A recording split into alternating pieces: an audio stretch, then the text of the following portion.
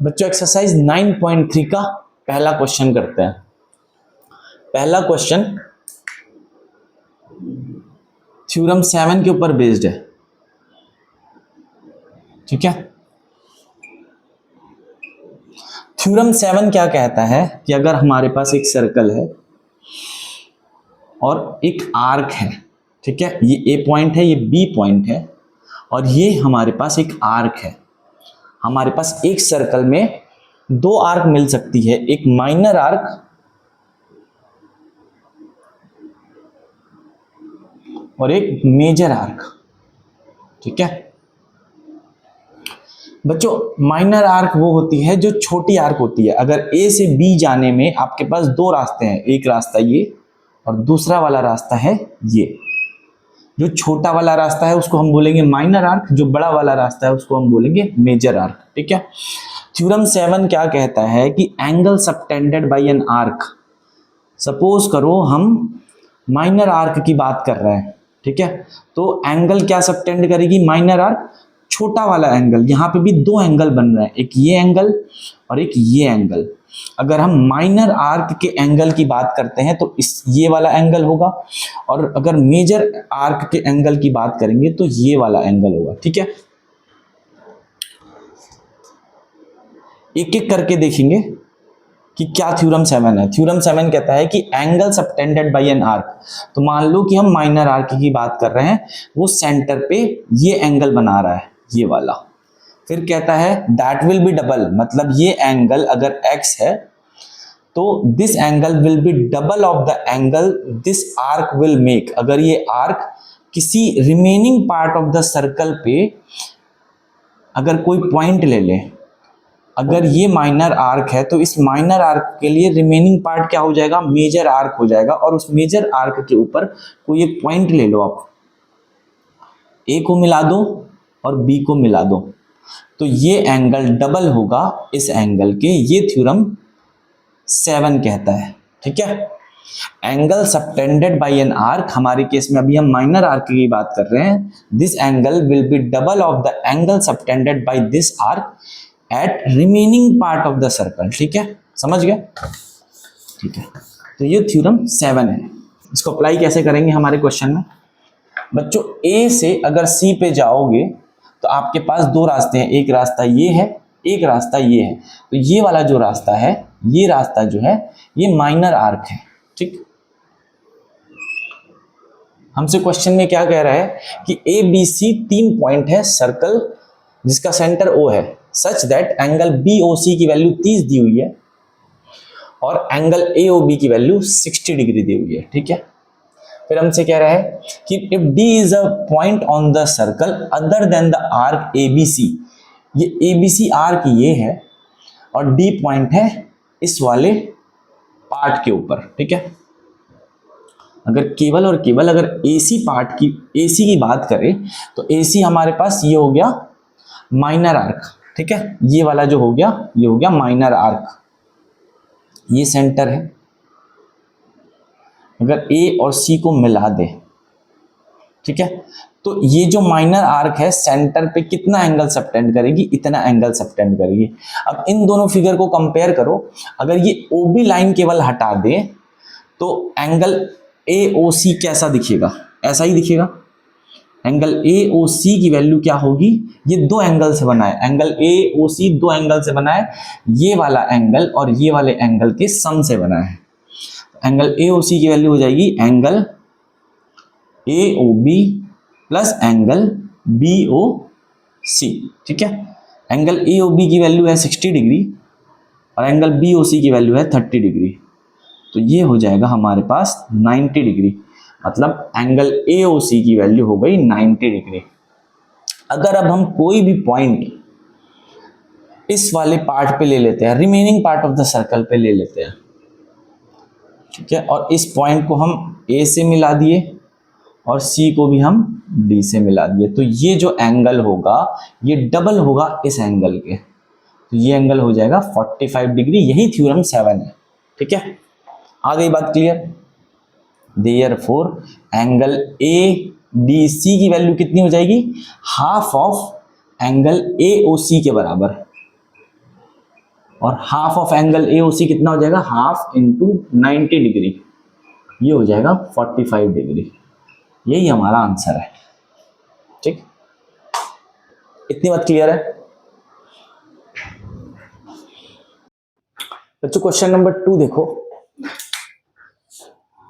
ये भी theorem number 7 के ऊपर बेस्ड है। अगर आपने ये क्वेश्चन समझ लिया तो समझ लो आपने थ्योरम 7 पूरा समझ लिया। ठीक है, तो एक बार थ्योरम 7 देखते हैं कि थ्योरम 7 कहता क्या है। फिर से देख लेते हैं। थ्योरम 7 का यूज हमने क्वेश्चन नंबर 1 में भी यूज किया है, बट इस वाले क्वेश्चन में क्या है कि और ज्यादा अच्छे से आपको समझ में आएगा। मान लो आपके पास एक सर्कल है। क्वेश्चन में कह रहा है कि a chord of a circle is equal to the radius of the circle. ठीक है, तो हमारे पास एक ऐसी कॉर्ड है जिसकी लेंथ रेडियस के बराबर है। तो मान लेते हैं ये वो कॉर्ड है, सेंटर O है, ये है, और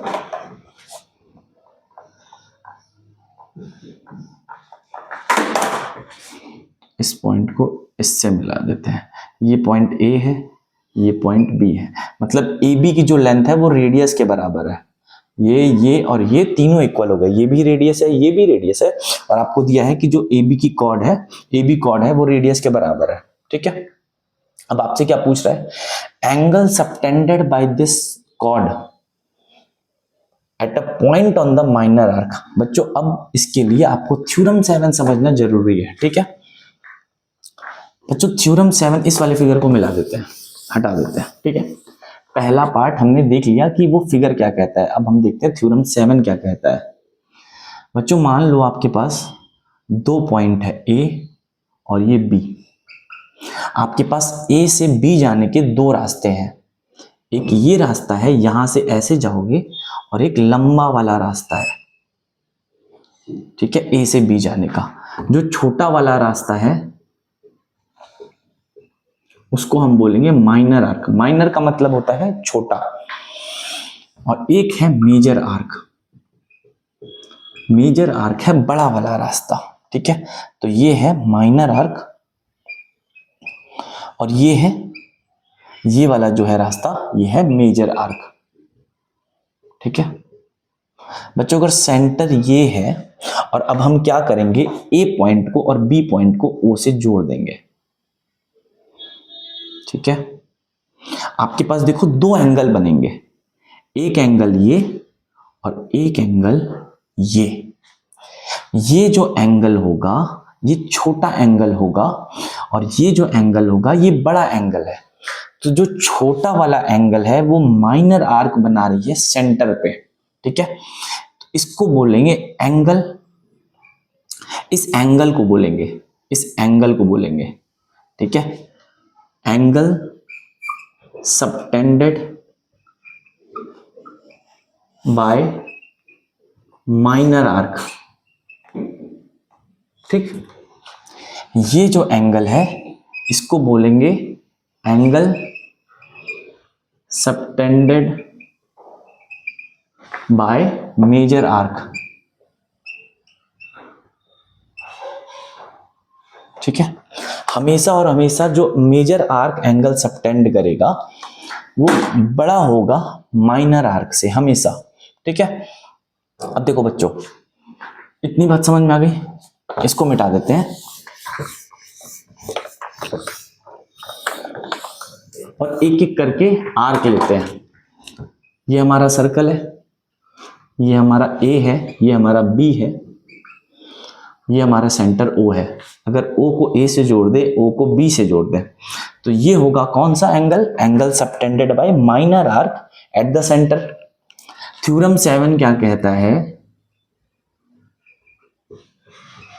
अगर हम एक पॉइंट ले ले, अगर हम माइनर आर्क की बात कर रहे हैं, अगर हम माइनर आर्क की बात कर रहे हैं तो angle subtended by minor arc ये हो गया, इसको मान लेते हैं x डिग्री। ठीक है, और हम एक पॉइंट लेते हैं remaining part of the circle पे। अगर हम माइनर आर्क की बात कर रहे हैं तो remaining part of the circle हो जाएगा कोई भी पॉइंट जो मेजर आर्क पे लाई करता है। तो सपोज करो आपने ये पॉइंट ले लिया, और ये पॉइंट है सी, और आपने अब सी को ए से जोड़ दिया और सी को बी से भी जोड़ दिया, ठीक है। तो ये जो एंगल होगा ये इस एंगल का आधा होगा, ठीक है। यही कहता है theorem 7, angle subtended by an arc eight the centre will be double of the angle subtended by this arc at any point on the remaining part of the circle। मतलब हमने आर्क ली माइनर, उसने angle subtend किया centre पे x degree, और उसने angle subtend किया remaining part of the circle पे x/2 degree, ठीक है। ये थ्योरम 7 कहता है। अगर अब हम माइनर आर्क की जगह मेजर आर्क की बात करें, ठीक है, मान लो ये ए है, ये बी है, ए को हमने ओ से मिला दिया और ओ को हमने बी से भी मिला दिया। ये जो एंगल होगा ये एंगल होगा angle subtended by the major arc. ये क्या है? मेजर आर्क है, subtended by the major arc at centre. ये मेजर आर्क जो है वो सेंटर पे इतना एंगल सबटेंड कर लेगी। मान लेते हैं ये y डिग्री है। थ्योरम 7 सेम कहता है कि angle subtended by an arc, अभी हम मेजर आर्क की बात कर रहे हैं, this will be double of the angle subtended by this arc, major arc, on the remaining part of the circle.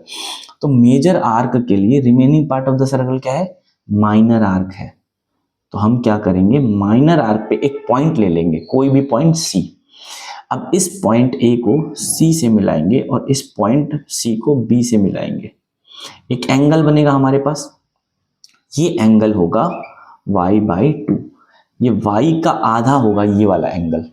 तो थ्योरम 7 क्या कहता है? Angle subtended by an arc at the center will be double of the angle subtended by this arc at any point on the remaining part of the circle, ठीक है। ये हो गया दोनों। अब हम अपने क्वेश्चन पे आ जाते हैं।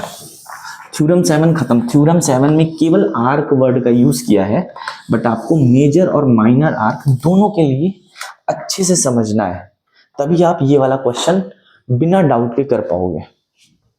क्वेश्चन क्या है हमारा, फिर से देख लेते हैं कि एक कॉर्ड है जिसकी लेंथ रेडियस के बराबर है, मतलब जितना ये है उतना ही ये है और उतना ही ये है। बच्चों अगर ये AB है, ये कॉर्ड AB है और सेंटर O है, तो हमारा ट्रायंगल OAB क्या बनेगा? हमारा ट्रायंगल OAB इक्विलेटरल ट्रायंगल बनेगा, क्योंकि सारी साइड्स आपस में इक्वल है, और इक्विलेटरल ट्रायंगल में सारे एंगल 60 डिग्री होते हैं, ठीक है। ये भी 60, ये भी 60। हमसे पूछा है कि अगर कॉर्ड, ये जो कॉर्ड है ये कितना एंगल सबटेंड करेगा ऑन द माइनर आर्क, ठीक है। तो बच्चों ये अगर A पॉइंट है, B पॉइंट है, ये हो गई माइनर आर्क, ठीक है, और ये हो गई मेजर आर्क। ये वाला जो पोर्शन है ये हो गया मेजर आर्क, ठीक है। कह रहे हैं कि ये कॉर्ड मेजर आर्क के ऊपर अगर एक पॉइंट ले लें तो वो कितना सबटेंड करेगा, और माइनर आर्क के ऊपर पॉइंट एक ले लें तो ये कॉर्ड उस पॉइंट के साथ कितना एंगल बनाएगा। तो मान लेते हैं ये मेजर आर्क के ऊपर हमने एक पॉइंट ले लिया C, और माइनर आर्क के ऊपर हमने एक पॉइंट ले लिया D। पहले ये वाला एंगल देख लेते हैं। A को हमने C से मिला दिया और C को हमने B से मिला दिया, ठीक है। हमसे पूछ रहा है बताओ ये एंगल कितना है। बच्चों अगर माइनर आर्क की बात करें ये है, ठीक है। माइनर आर्क सेंटर पे कितना एंगल सबटेंड कर रही है, वो ये एंगल है, और हमने अभी देखा कि ये तो 60 डिग्री है, तो ये हो गया 60 डिग्री। अगर माइनर आर्क सेंटर पे 60 डिग्री सबटेंड करती है तो minor arc remaining part of the circle पे अगर कोई एक पॉइंट ले ले और उससे एंगल बना ले तो ये एंगल हो जाएगा इस एंगल का आधा। यही है थ्योरम 7। ठीक है, ये थ्योरम 7 है। यहां से हमें ये वाला पार्ट मिल गया। At a point on the major arc, हमने मेजर आर्क पे एक पॉइंट ले लिया, उससे पूछ रहा है कि ये कॉर्ड भी तो उतना ही एंगल बना रही है। ये कॉर्ड जो है ए बी सी से कितना एंगल बना रही है, 30 डिग्री। अब हमसे पूछा है ये कॉर्ड किसी पॉइंट पे जो माइनर आर्क पे है उससे कितना एंगल बना रही है, मतलब ये इसकी बात भी कर रहा है। मतलब अब हमें ये एंगल पता करना है। बच्चों हमें पता है कि मेजर आर्क सेंटर पे ये एंगल सबटेंड करेगी। ठीक है, ये एंगल कितना होगा, 360 माइनस 60, क्योंकि ये पूरा एंगल 360 है, तो ये एंगल कितना हो जाएगा, ये एंगल हो जाएगा 300 डिग्री। ये कहां से आया है, 360 degree minus 60 degree. Major arc अगर सेंटर पे 300 डिग्री सबटेंड करती है, अगर मेजर आर्क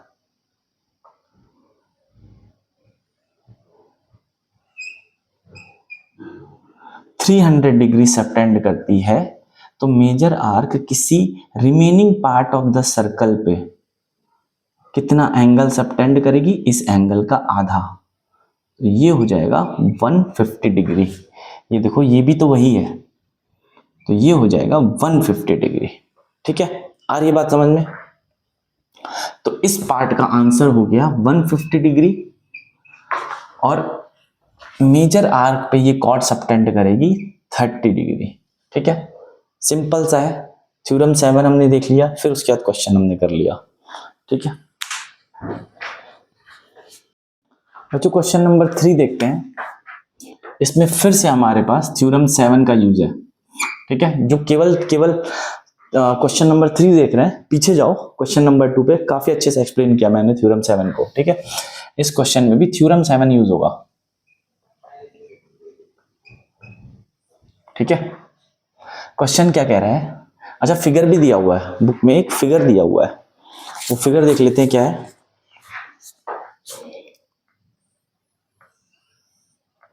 वो फिगर है ऐसा,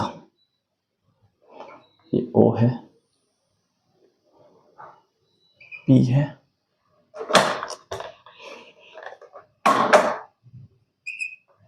आर है, क्यू है,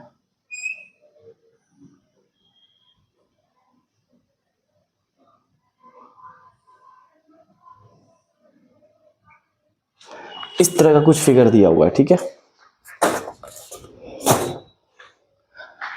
हमसे बोल रहा है कि एंगल पी क्यू आर की वैल्यू 100 है, ये 100 दिया हुआ है, और पी क्यू आर हमारे पॉइंट्स हैं सर्कल पे जिसका सेंटर ओ है, और हमसे पूछा है एंगल ओ पी आर की वैल्यू। ओ पी आर कौन सा है, वो ये एंगल है, इसकी वैल्यू आपसे पूछा है। बच्चों हमें पता है कि एक एंगल अगर P और R को ले ले, अगर P और R पॉइंट्स को ले ले, ठीक है, ये सेंटर है, तो PR हमारी दो तरह की आर्क बनेगी। P और R से हमारा दो तरह का आर्क बनेगा, एक ये आर्क और एक ये आर्क, और दो एंगल भी बनेंगे, एक ये एंगल और एक ये एंगल। ये वाला छोटा एंगल है, इसलिए ये एंगल सबटेंड करेगा माइनर आर्क, और माइनर आर्क कौन सा है, ये वाली आर्क है। ये एंगल बड़ा है, इसलिए ये एंगल सबटेंड करेगा मेजर आर्क, और ये हो गई मेजर आर्क। ठीक है, हमें पता है कि मेजर आर्क जो एंगल सबटेंड करेगी सेंटर पे वो डबल होगा अगर major arc remaining part of the circle पे एक पॉइंट होगा उसके साथ अगर एंगल बनाए तो। ठीक है, मतलब अगर ये एक्स है, angle subtended by an arc, अभी हम मेजर आर्क की बात कर रहे हैं, माइनर आर्क को भूल जाते हैं, ये इस आर्क को और इस एंगल को भूल जाते हैं। मेजर आर्क एंगल सबटेंड कर रहा है सेंटर पे x डिग्री। ठीक है, तो major arc remaining part of the circle पे अगर किसी कोई एक पॉइंट ले ले और ये एंगल हो जाएगा इस एंगल का आधा, ठीक है। या ऐसे कह सकते हैं कि angle subtended by this arc will be at the centre will be double of the angle subtended by this arc at any point on the remaining part of the circle, ठीक है। तो ये हो गया remaining part of the circle. Major arc के लिए remaining part क्या हो गया, ये हो गया, ठीक है। ये पॉइंट हमारे पास दिया हुआ है Q और आपके पास इस एंगल की वैल्यू दे रही है 100, ठीक है। तो अगर x/2 की वैल्यू 100 है तो x की वैल्यू कितनी हो जाएगी 200, मतलब इसकी वैल्यू हो गई 200, ठीक है। बच्चों अगर इसकी वैल्यू 200 है तो इस वाले एंगल की वैल्यू कितनी होगी, इस एंगल की वैल्यू हो जाएगी 360 माइनस 200, क्योंकि ये एक सर्कल बन रहा है, ठीक है। ये पूरा एक सर्कल बन रहा है, तो अगर ये 200 है तो ये हो जाएगी 360 माइनस 200, वो होता है 160 डिग्री, ठीक है। ये एंगल हो गया 160 डिग्री। अब बच्चों P और R को हम मिला देते हैं। आपसे क्या पूछा है, आपसे पूछा है ये एंगल, ठीक है। एक बात बताओ बच्चों, OP रेडियस है, OP हमारा क्या है, रेडियस है, और OR क्या है, OR भी हमारा रेडियस है। इसका मतलब अगर हम ट्राइंगल बनाएं, ट्राइंगल OPR, PR और ये O है, हमें दिया है POR की वैल्यू, एंगल POR की वैल्यू अभी हमने निकाली है 160 डिग्री, 160 डिग्री निकाली, मतलब ये एंगल 160 डिग्री है ऐसा मान लो। इसका फिगर थोड़ा सा और अच्छे से बना लेते हैं।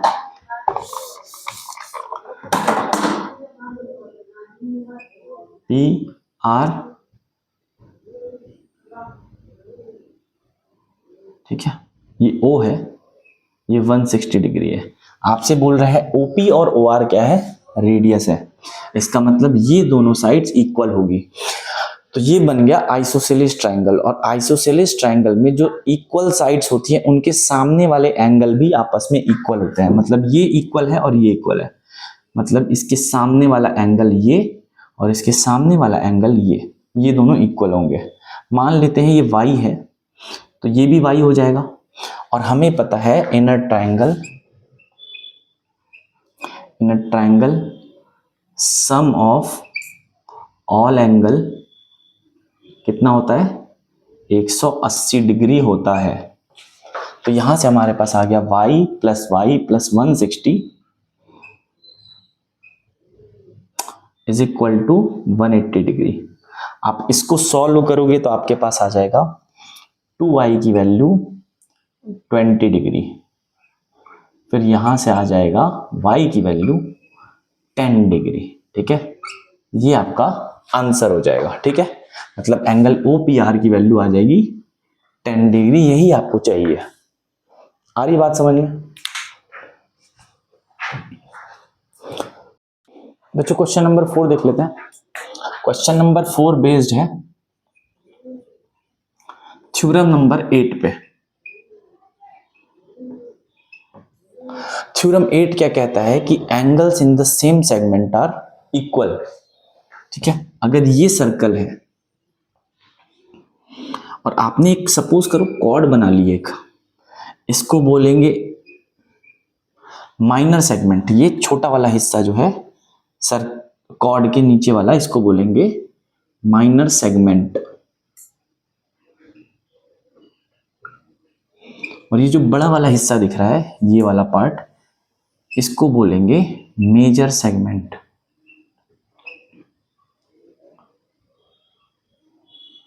थ्योरम 8 क्या है, एंगल इन सेम सेगमेंट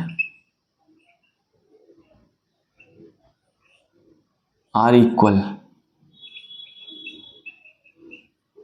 मतलब क्या है कहने का, अगर हम दो पॉइंट ले लें सेम सेगमेंट में, ठीक है, दो पॉइंट सेम सेगमेंट में लेने हैं। सपोज करो एक पॉइंट ये ले लिया और एक पॉइंट ये ले लिया, आपको सर्कल के ऊपर ही लेना है, ठीक है। और इस पॉइंट को बोल दिए ए बी, ठीक है। इन दोनों पॉइंट्स को अगर हम कॉर्ड के एंड से मिला दें,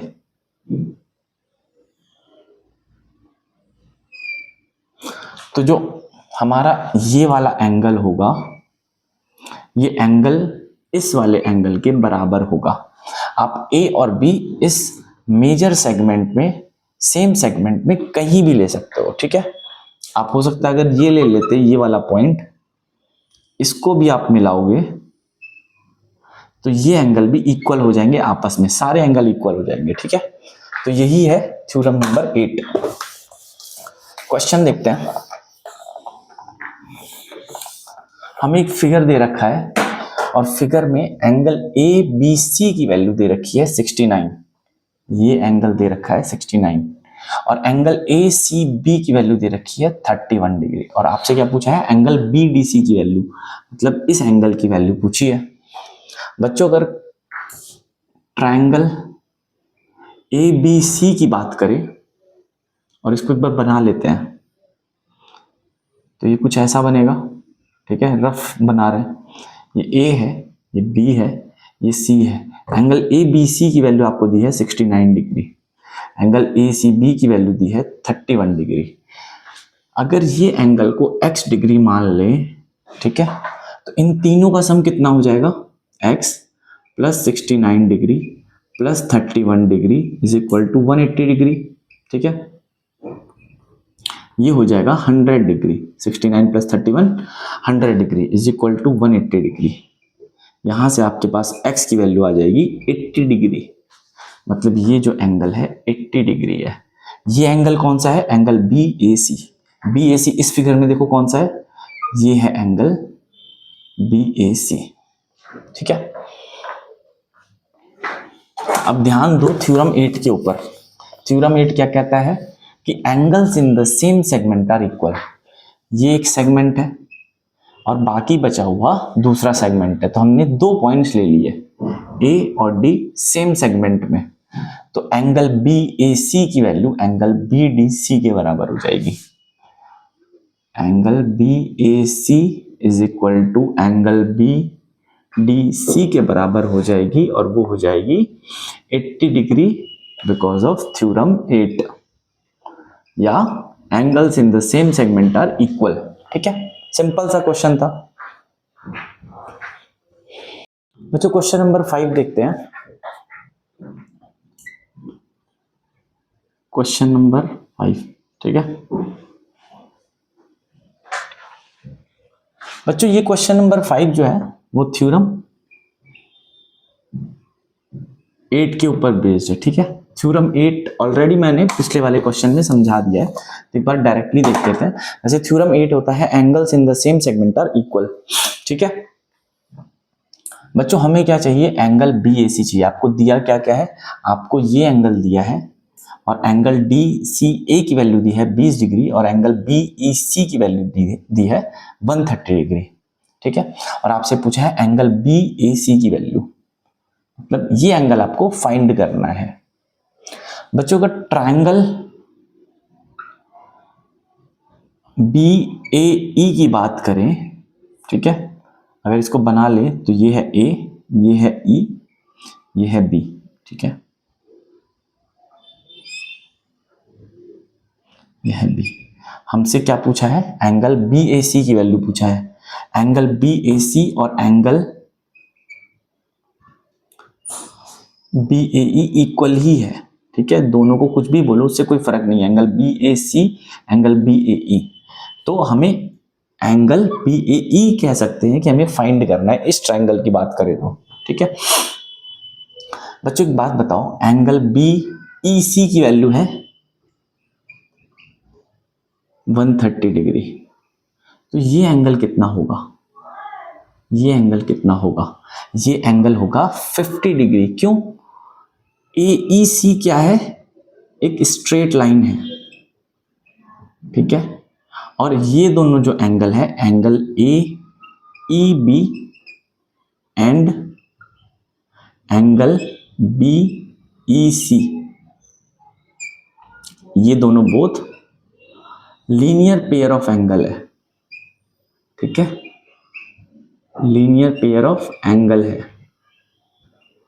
ये 130, तो ये कितना हो जाएगा, लीनियर पेयर ऑफ एंगल का सम होता है 180 डिग्री के बराबर। बच्चों मान लो ये y है, ये y डिग्री है, तो y प्लस 130 ये हो जाएगा 180 के बराबर, और हमारे पास y की वैल्यू आ जाएगी 50 डिग्री, मतलब ये y हो गया 50 डिग्री, ठीक है। एंगल बी ई ए की वैल्यू हमको पता चल गई 50 डिग्री, हमको निकालना है ये, इसको मान लेते हैं x। अगर हमें बस ये एंगल पता चल जाए तो हमें पता चल जाएगी x की वैल्यू, ठीक है। अब आप ऐसा सोचो कि हमने एक सर्कल बनाया, ठीक है, उसमें ये पॉइंट है A और ये है D, ठीक है। हमने एक कॉर्ड बना दी, ये हो गया माइनर सेगमेंट, ये हो गया major segment. Angles in the same segment are equal. अगर हम दो पॉइंट ले लें सेम सेगमेंट में, एक पॉइंट ये और एक पॉइंट सपोज करो ये, ठीक है। अब वहां से आप कंपेयर करो, अगर ये B ले ले, हमने क्या किया है, जस्ट यहाँ पे एक लाइन ड्रॉ कर दी है, इमेजिनरी लाइन ड्रॉ कर दी है, ठीक है। तो ये ऐसा फिगर दिखेगा, A को हमने ज्वाइन कर दिया है B से, ठीक है, और ये पॉइंट है C, ये हटा लेते एक बार, ये फिगर आपको समझ में आ गया ना कि सेगमेंट किसको बोलते हैं, ठीक है। जब आप कॉर्ड बनाते हो तो आपके पास दो सेगमेंट बनेंगे, एक ये वाला सेगमेंट और एक पूरा ये बाकी बचा हुआ सेगमेंट, ठीक है। इसीलिए बोलते हैं angles in the same segment are equal. ये है A, ये है पॉइंट D, ठीक है। अगर ये कॉर्ड बना दी, ये है पॉइंट B और ये है पॉइंट C,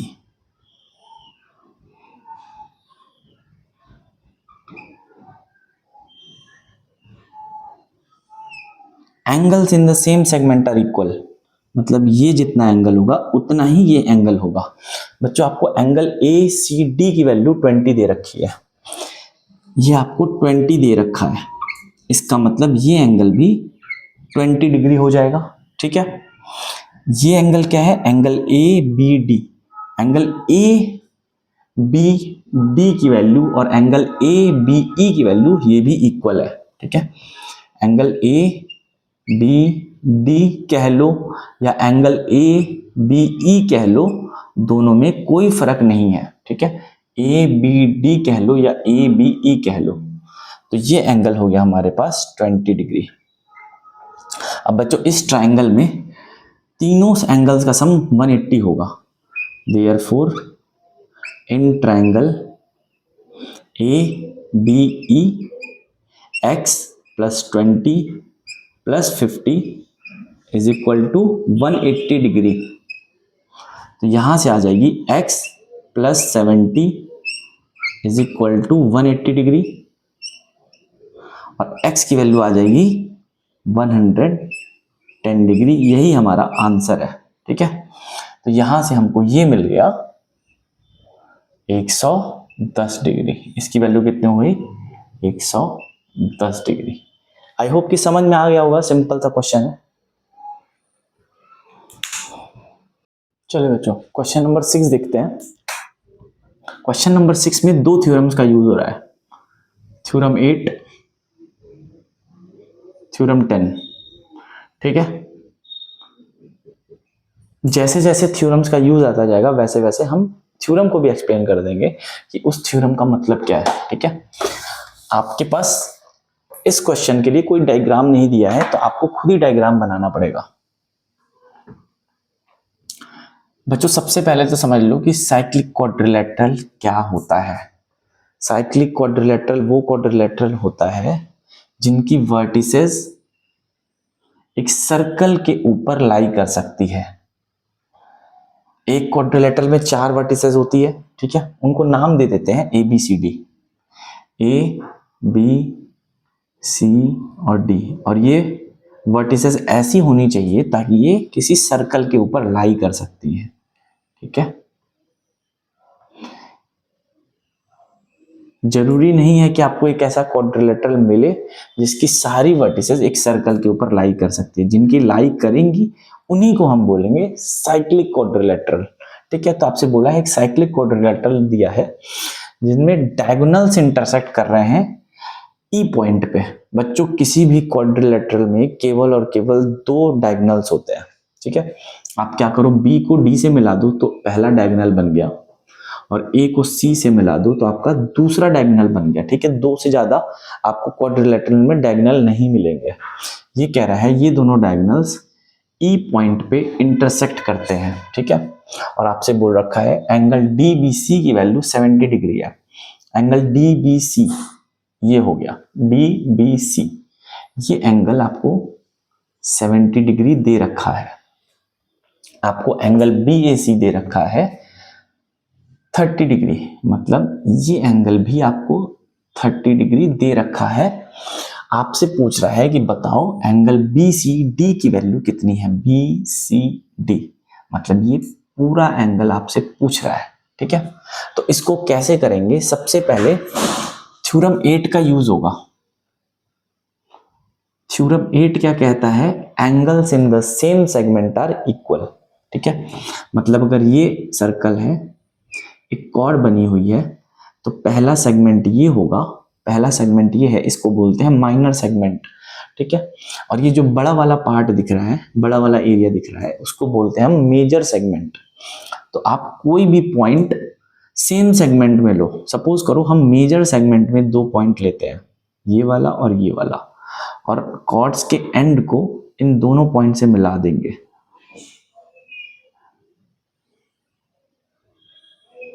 तो बच्चों ये जितना एंगल होगा वही ये वाला एंगल होगा, यही थ्योरम 8 कहता है।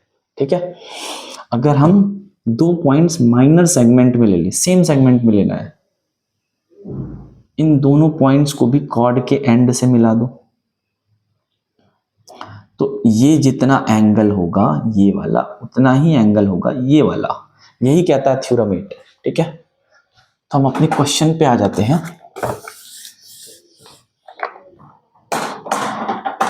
अगर हम इस सर्कल को ऐसे बना ले, ठीक है, ये कॉर्ड सी डी है, ये डी पॉइंट है और ये सी पॉइंट है। अगर हम 2 पॉइंट्स लेते हैं सेम सेगमेंट में, ये ए और ये बी, ये सेगमेंट है 1 और ये बड़ा वाला दूसरा सेगमेंट है। ठीक है, तो हमने दोनों पॉइंट्स सेम सेगमेंट में लिए ए और बी, और अगर ए को डी से मिला दिया, ए को सी से भी मिला दिया, और बी को इससे मिला दिया, बी को इससे मिला दिया, बच्चों ये जितना एंगल होगा उतना ही एंगल ये होगा। ठीक है, angles in the same segment are equal. ये हमको दिया हुआ है एंगल डी बी सी की वैल्यू दी है 70 डिग्री। इसका मतलब ये एंगल भी हो जाएगा 70 degree. Angle D A C की वैल्यू हो गई 70 degree, because angle D B C की वैल्यू भी 70 डिग्री है बाय थ्योरम 8। ठीक है, यहां से ये निकल गया, इसका मतलब डी ए सी की वैल्यू 70 आ गई, ये आ गई 70 डिग्री। ठीक है, ये हो गया, इसको हम मिटा देते हैं, इसका काम खत्म, थ्योरम 8 का काम खत्म।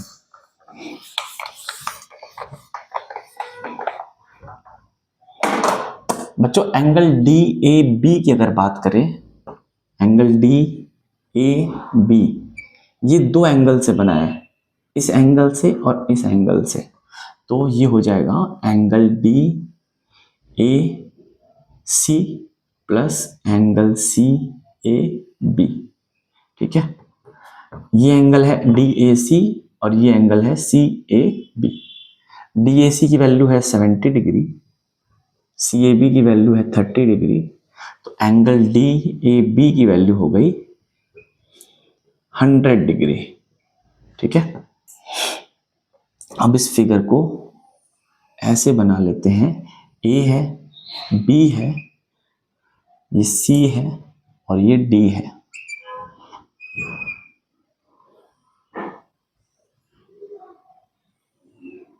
एंगल डी ए बी की वैल्यू आ गई 100 डिग्री, ठीक है, ये आ गई 100 डिग्री। आपसे पूछा क्या है, आपसे पूछा है एंगल बी सी डी, मतलब ये एंगल पूछा है, ठीक है, यही एंगल था, ये एंगल पूछा है। बच्चों अब आता है थ्योरम 10।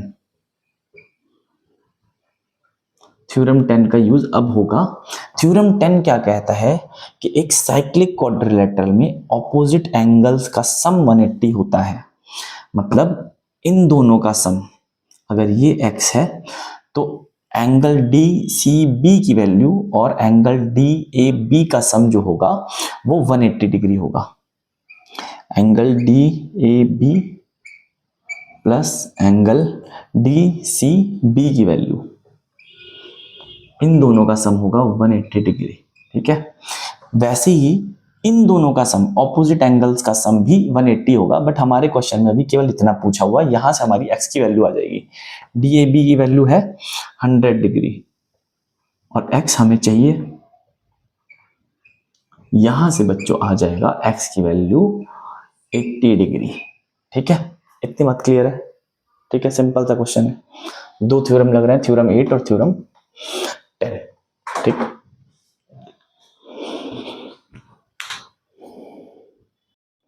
बच्चों इसी में आगे पूछ रहा है कि अगर ए बी की वैल्यू बी सी के बराबर है, ए बी की वैल्यू बी सी के बराबर है, तो हमें angle E C D find करके दो।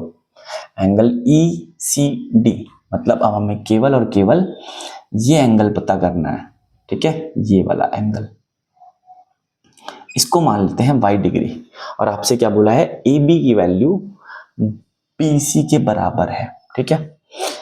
सपोज करो अगर हम ट्रायंगल ए बी सी बना ले, ठीक है, इसका काम हो गया, खत्म हो गया, ठीक है। ये हमारे पास x की वैल्यू, मतलब इस पूरे की वैल्यू आ गई 80 डिग्री, ठीक है, इसका काम खत्म, इसको हटा लेते हैं।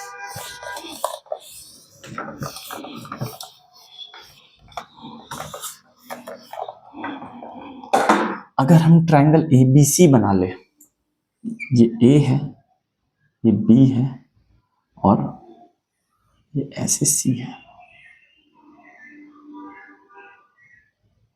ये सपोज करो सी है, ठीक है। एंगल सी ए बी की वैल्यू कितनी है, 30 डिग्री, ये हो गई 30 डिग्री। हमें ए बी सी की वैल्यू ये हमें नहीं पता है। ये क्यों नहीं पता है, क्योंकि हमें ये तो पता है बट ये वाला एंगल अभी नहीं पता है, ठीक है। तो एंगल ए बी सी क्या होगा, एंगल ए बी सी क्या होगा, ये angle A B D plus 70 degree ये हो जाएगा। हमें इसकी वैल्यू अभी नहीं पता है। बच्चों एक चीज लेकिन ध्यान दो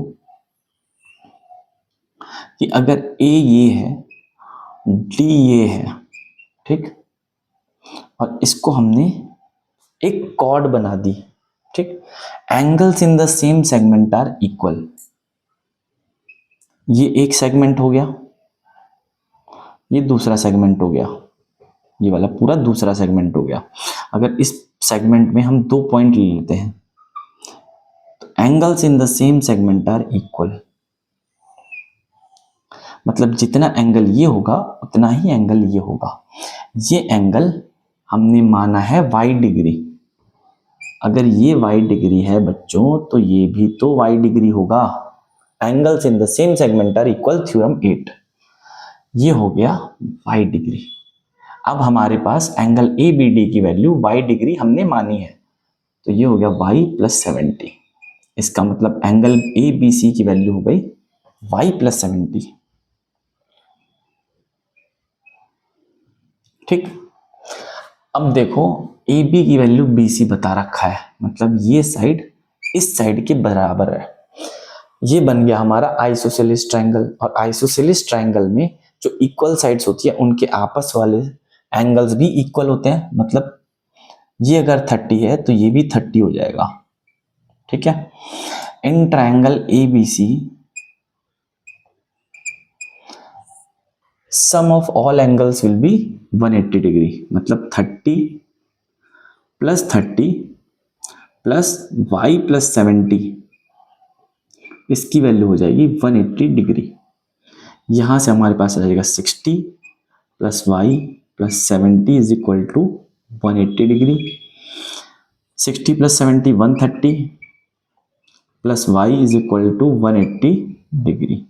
यहाँ से हमारे पास y की वैल्यू आ जाएगी 50 डिग्री। ठीक है, समझ में आ गया? ये y ही हमें चाहिए था। हमसे क्या पूछा था? ECD की वैल्यू। ECD यही y है। ठीक है, आ गई बात समझ में? चलो बच्चों, क्वेश्चन नंबर 7 देख लेते हैं। बड़ा इंटरेस्टिंग क्वेश्चन है। इसमें कह रहा है कि एक साइक्लिक क्वाड्रिलेटरल है और उनके डायगोनल्स जो हैं साइक्लिक क्वाड्रिलेटरल के, वो डायमीटर भी हैं सर्कल के। हमसे कह रहा है कि अगर इस तरह का साइक्लिक क्वाड्रिलेटरल है जिनके डायगोनल्स डायमीटर हैं सर्कल के, तो प्रूव करो कि वो जो क्वाड्रिलेटरल है वो रेक्टेंगल है। तो सबसे पहले हमें प्रूव करना है कि रेक्टेंगल है ये क्वाड्रिलेटरल। तो सबसे पहले ये देख लेते हैं कि रेक्टेंगल प्रूव करने के लिए हमें क्या क्या चीजें देखनी है।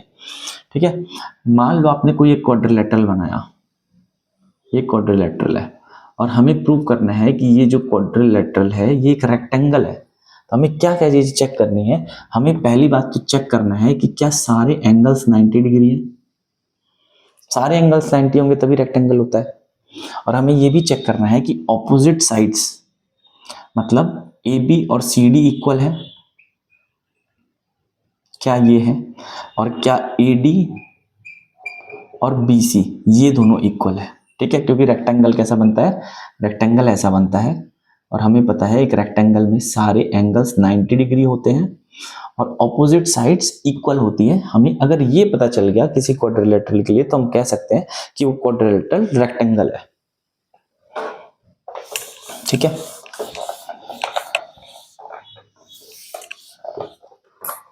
तो हम एक साइक्लिक क्वाड्रिलेटरल बना लेते हैं। साइक्लिक क्वाड्रिलेटरल मतलब ऐसा क्वाड्रिलेटरल जिसके सारे वर्टिसेस सर्कल के ऊपर लाई करते हैं, उसको बोलते हैं साइक्लिक क्वाड्रिलेटरल। सपोज करो वो साइक्लिक क्वाड्रिलेटरल ये है।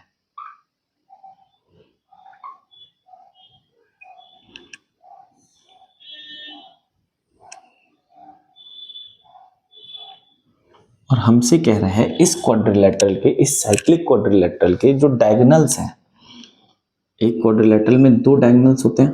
इसको थोड़ा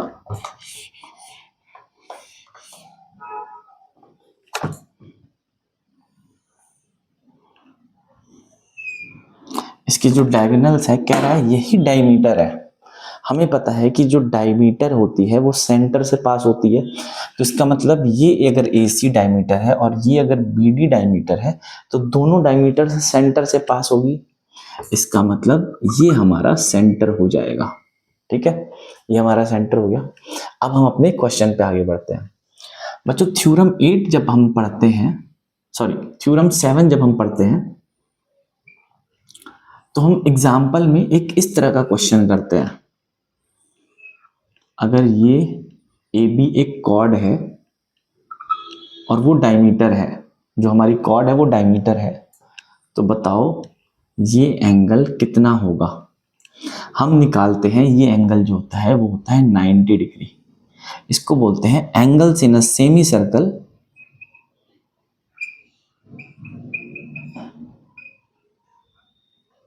वो 90 होता है। ठीक है, आपने एक रैंडम सा सर्कल बनाया, एक डायमीटर बना ली और कोई भी पॉइंट ले लो, आप रैंडम सा कोई भी पॉइंट ले लो और इन दोनों पॉइंट्स को मिलाओगे तो ये जो एंगल बनेगा ये बनेगा 90 डिग्री। ठीक है, ये भी थ्योरम 7 के अंडर ही आता है क्योंकि ये होता है 180 डिग्री। ठीक है, 180 का हाफ 90 डिग्री। ठीक, angle in a semi circle, ये आप याद कर लो, ऐसे याद कर लो कि अगर डायमीटर बनी और कोई भी एक पॉइंट ले लिया हमने उस सेमी सर्कल के ऊपर, तो जो एंगल बनेगा डायमीटर के द्वारा वो 90 डिग्री होगा। ठीक है, हमेशा। ठीक है, अब इस थ्योरम का कैसे यूज करें, देखो हमें पता है कि BD और AC जो है डायमीटर भी है, AC एंड BD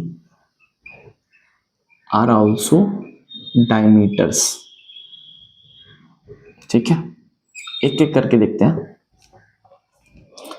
मान लो ये सर्कल आपने बनाया और ये वही क्वाड्रिलेटरल है ABCD, ABCD।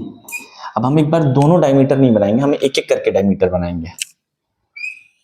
बच्चों अगर ये डायमीटर है BD तो क्या ये एंगल 90 नहीं होगा? ये 90 होगा।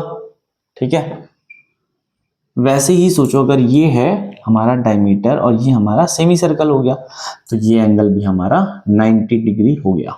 ठीक है, आगे बात समझ में। वैसे ही अगर दूसरा अगर एक सर्कल और बना ले, ठीक है, दिखाने के लिए जस्ट, ठीक है, यही सर्कल है सपोज करो बना रहा है, बस कुछ लाइंस हम नहीं बना रहे ताकि आपको क्लियर पिक्चर पता चल जाए। A, B, C और D। इस बार हम AC डायमीटर को बनाएंगे। ठीक है, अगर ये AC डायमीटर है, ये सेंटर हो गया O, इसका मतलब ये एंगल होगा 90 और ये एंगल भी होगा 90 डिग्री। ठीक है, angles in a semi circle is 90 degree. आगे बात बच्चों समझ में, मतलब ये कौन सा एंगल है? एंगल DAB, ये एंगल हो गया 90 डिग्री। ये एंगल कौन सा है 90 डिग्री?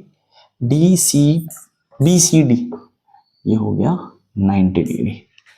एंगल ABC ये है 90 डिग्री। एंगल ADC ये हो गया 90 डिग्री। ठीक है, इतनी बात आ गई। मतलब ये एक ऐसा क्वाड्रिलेटरल हमें मिल गया जिसमें उन सारे एंगल्स का वैल्यू 90 डिग्री है। अभी हम क्या बता सकते हैं कि ये स्क्वायर है? नहीं। ठीक है, हम चेक कर रहे हैं क्या ऑपोजिट साइड्स भी आपस में इक्वल हैं कि नहीं है।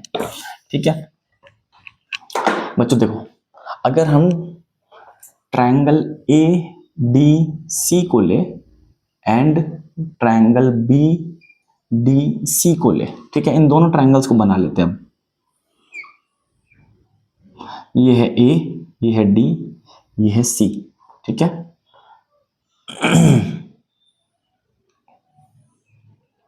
कैसे बनेगा?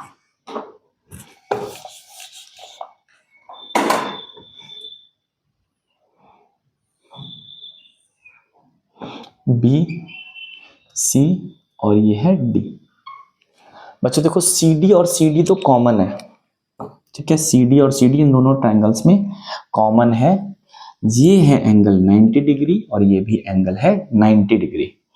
बच्चों AC और BD की जो लेंथ होगी वो इक्वल होगी। क्यों इक्वल होगी? क्योंकि दोनों डायमीटर है, दोनों सर्कल के डायमीटर है और डायमीटर्स की लेंथ हमेशा इक्वल होती है।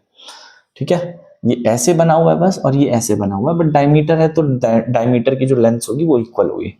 बच्चों इन दोनों ट्रायंगल्स में कंपैरिजन करो, आपके पास एक राइट एंगल ट्रायंगल है, यहाँ पे भी राइट एंगल ट्रायंगल है और उन दोनों राइट एंगल ट्रायंगल्स में हाइपोटेन्यूज की वैल्यू इक्वल है और एक साइड की लेंथ भी आपस में इक्वल है।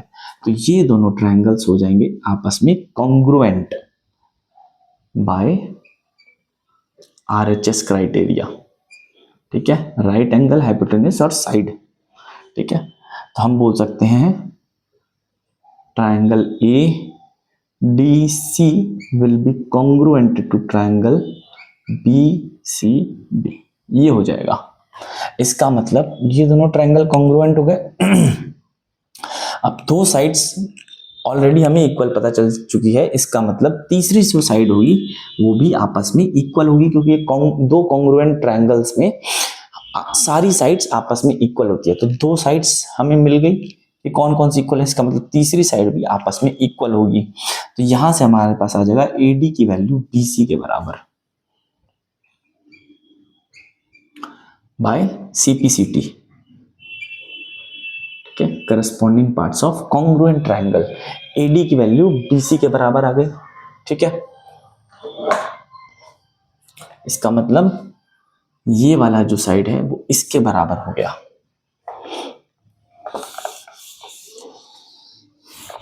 बच्चों सेम सेम कॉन्सेप्ट हम लगाएंगे अब किस ट्रायंगल में। देखो अब हमें ये प्रूव करना है और ये प्रूव करना है कि दोनों ट्रायंगल्स कॉन्ग्रुएंट है।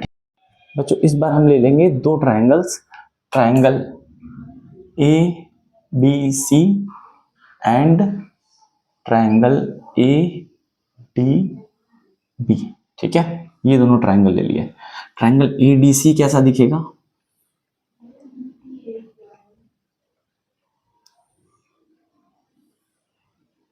ये ए, ये डी और ये सी। एंगल डी जो है वो 90 है। वैसे ही अगर हम ले ले ट्रायंगल ए डी बी,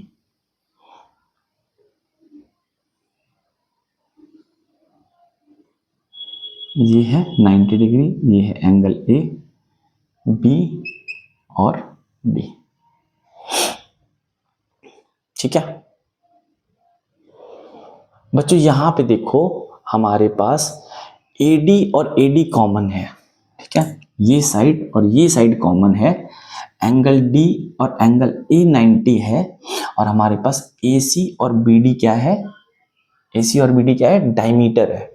तो ये दोनों ट्रायंगल्स भी कॉन्ग्रुएंट हो जाएंगे बाय RHS क्राइटेरिया, RHS। ठीक है, ये हो जाएगा इसके बराबर because they are both diameter. ठीक है, तो यहां से हम कह सकते हैं देयरफॉर CD की जो वैल्यू होगी वो AB के बराबर हो जाएगी बाय CPCT। ठीक, तो हमें ये पता चल गया कि CD की वैल्यू भी AB के बराबर है, मतलब ये भी इसके बराबर है। आ गई बात समझ में? तो हमें पता चल गया कि इस क्वाड्रिलेटरल में चारों एंगल्स 90 है और ऑपोजिट साइड्स भी आपस में इक्वल है। देयरफॉर ऑल एंगल्स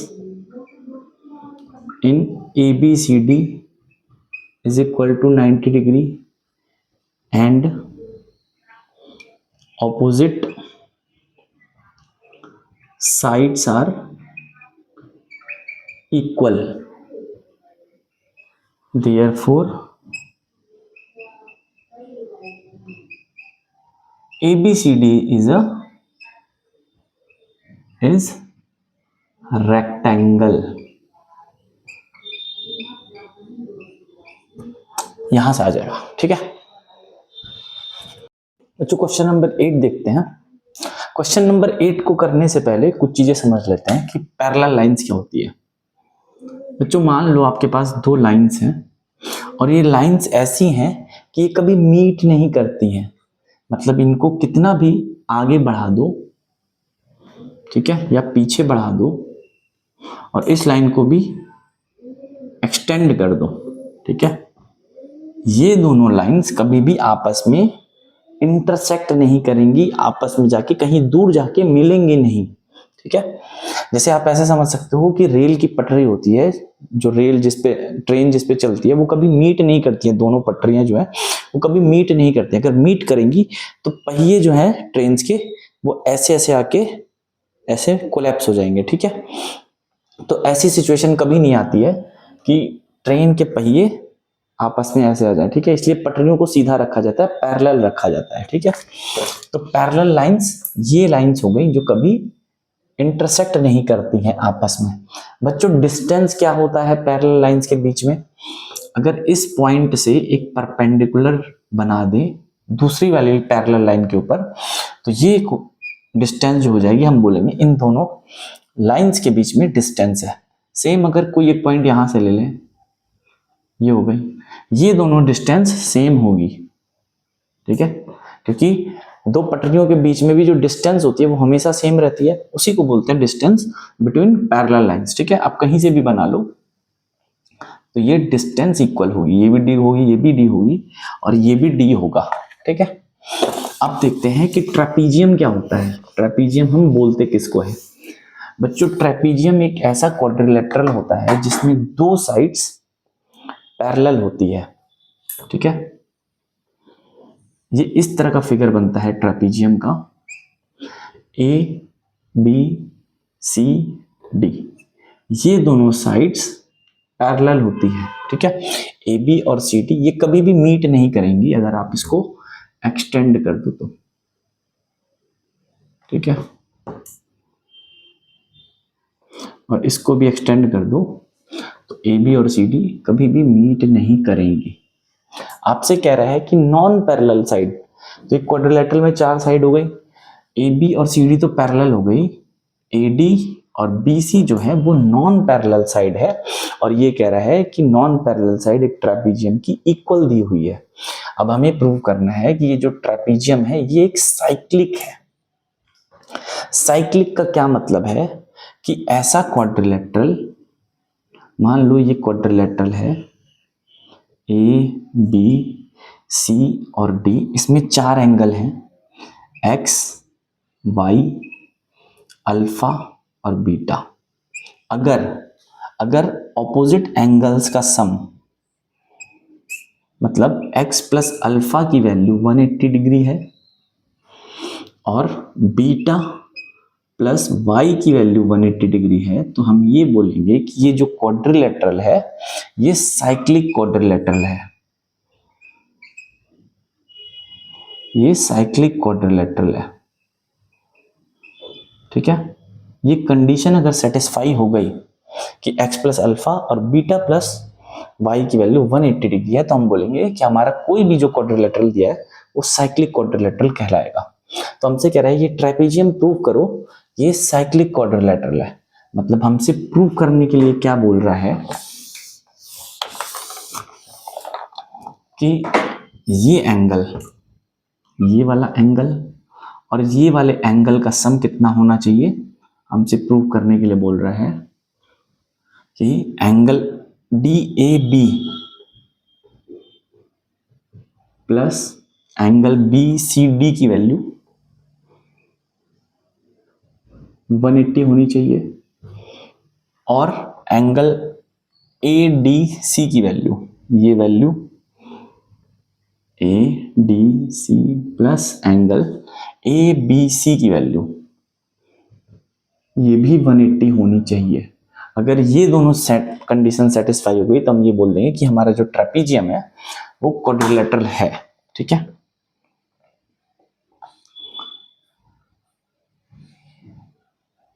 बच्चों हम क्या करेंगे, इस क्वेश्चन को करने के लिए हम इस ए पॉइंट से एक परपेंडिकुलर बना लेंगे, ठीक है। ये सपोज करो पॉइंट है एम, और इस बी पॉइंट से एक परपेंडिकुलर बना लेंगे और इस पॉइंट को बोलेंगे एन, ठीक है।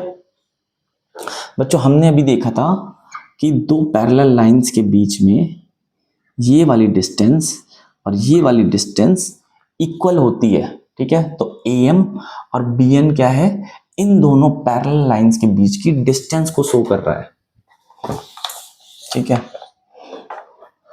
तो अगर ये D है तो ये भी D होगी, मतलब दोनों इक्वल है, बस इतना हमें समझना है, ठीक है। ये 90 है तो बच्चों ये भी 90 होगा, 180 माइनस 90, ठीक है। अब हम लेंगे ट्रायंगल ADM और ट्रायंगल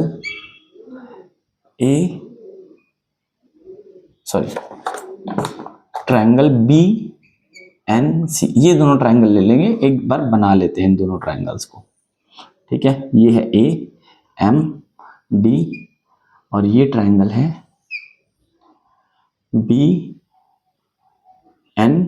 और C। ये एंगल 90 है, ये एंगल 90 है।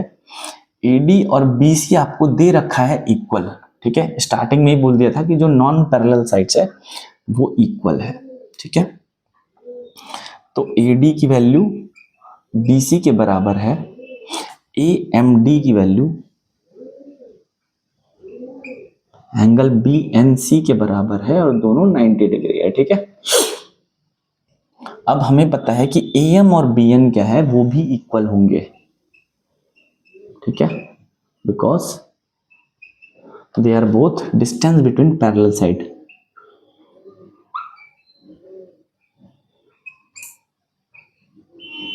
और जो इक्वल होता है डिस्टेंस बिटवीन पैरेलल लाइंस। ठीक है, इतनी बात आ गई क्लियर? तो ये हो जाएगा इसके इक्वल। इसका मतलब ये दोनों ट्राइंगल क्या हो जाएंगे? कॉन्ग्रुएंट हो जाएंगे। Why? Because of RHS criteria. दो ट्राइंगल राइट एंगल ट्राइंगल है जिसमें हाइपोटेन्यूज की वैल्यूज आपस में इक्वल है और एक साइड की लेंथ भी आपस में इक्वल है।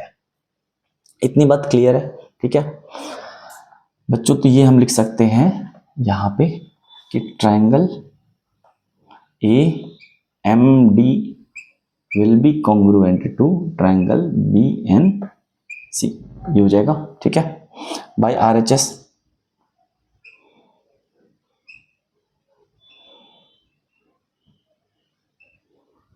ठीक, इसका मतलब ये हो गया कि ये वाला एंगल और ये वाला एंगल भी इक्वल हो जाएगा।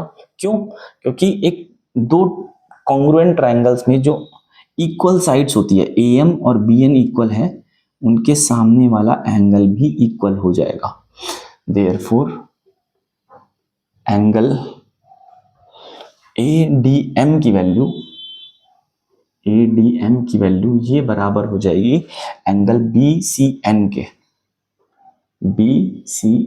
के बराबर। ठीक है, मतलब ये हो जाएगा x, तो ये भी हो जाएगा x डिग्री। ठीक है, मान लेते हैं x है। ठीक है, इतना हो गया।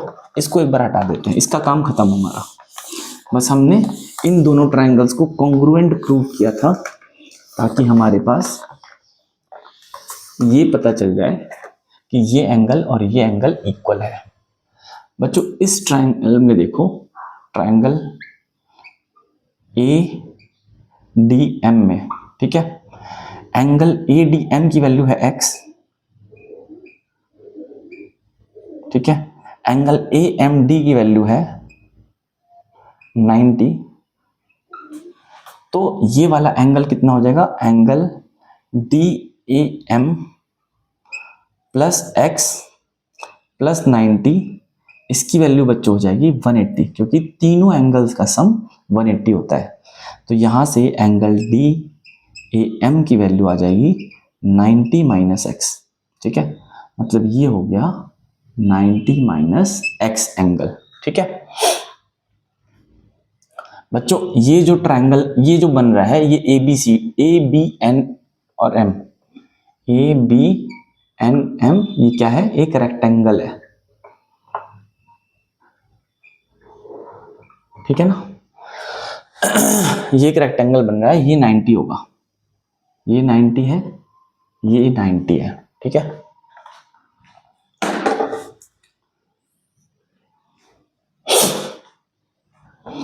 बच्चों अगर इन दोनों एंगल्स का सम करें, ठीक है, इन दोनों एंगल्स का,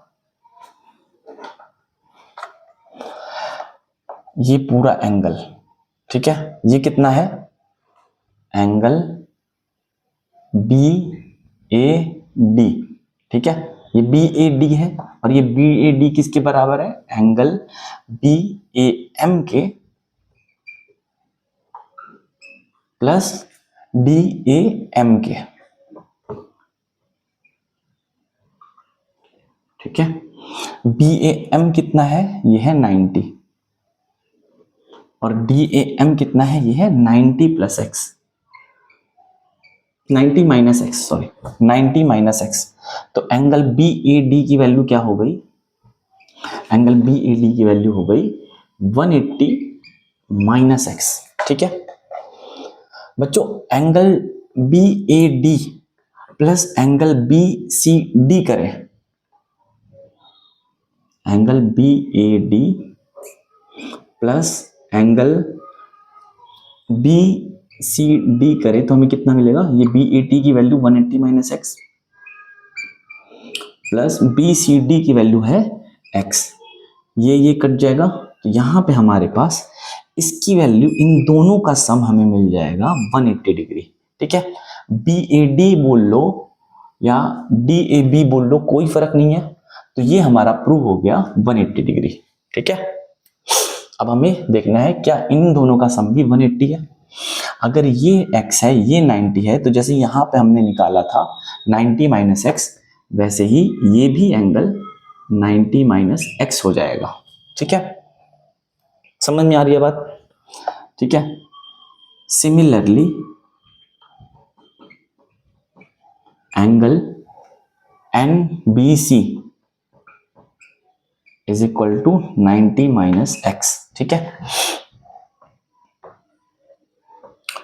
और ये 90 है, ये 90 माइनस एक्स है, तो एंगल ABC की वैल्यू कितनी है? एंगल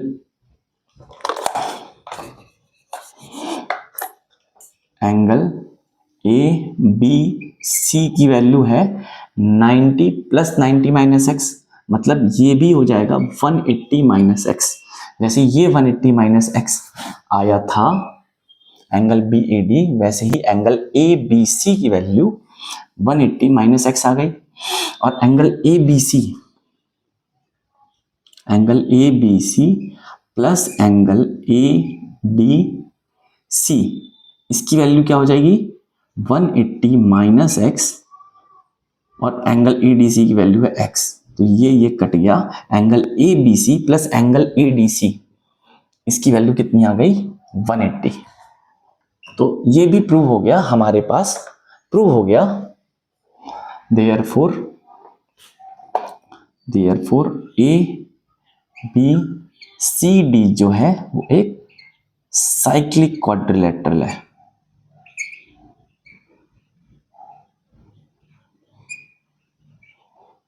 इतनी बात आ गई समझ में? ठीक है, ठीक है बच्चों, क्वेश्चन नंबर 9 देखते हैं। इस क्वेश्चन का फिगर देख के आप लोग डरना मत, बहुत सिंपल क्वेश्चन है। ठीक है, इसमें केवल और केवल थ्योरम 8 और एक छोटा सा कॉन्सेप्ट और लग रहा है, पहले वो कॉन्सेप्ट देख लेते हैं क्या है। ठीक है बच्चों, मानो अगर दो लाइंस इंटरसेक्ट कर रही है, ठीक है, ये एंगल और ये एंगल इक्वल होता है, इनको बोलते हैं वर्टिकली ऑपोजिट एंगल्स। ठीक है, मतलब अगर ये A है तो ये भी A होगा, वर्टिकली ऑपोजिट एंगल्स बोलते हैं इनको। वैसे ही ये वाला एंगल और इस एंगल के सामने वाला ये वाला एंगल, ये दोनों भी इक्वल होगा, मतलब अगर ये B है तो ये भी B होगा। ठीक है, इनको बोलते हैं वर्टिकली ऑपोजिट एंगल्स। बड़ा सिंपल है, आपने पढ़ा भी होगा, जिनको नहीं पता एक बार देख लेना। ठीक है बच्चों, मैंने फिगर नहीं बनाया है, फिगर आपके सामने बनाएंगे ताकि आपको ज्यादा अच्छे से फिगर समझ में आ जाए कि है क्या फिगर ये। ठीक है, इसमें हमारे पास दो सर्कल दिए हुए हैं और कह रहा है ये दोनों सर्कल्स दो जगह इंटरसेक्ट कर रहे हैं, B और C पॉइंट पे। ठीक है,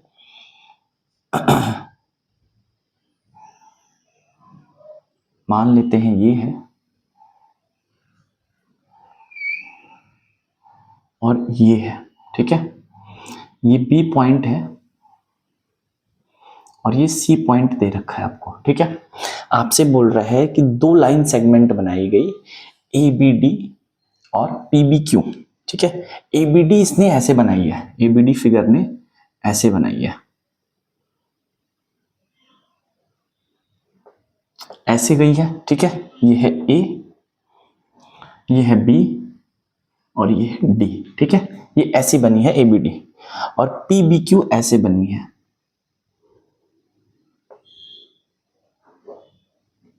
ठीक है, ये है P, ये है B और ये है Q।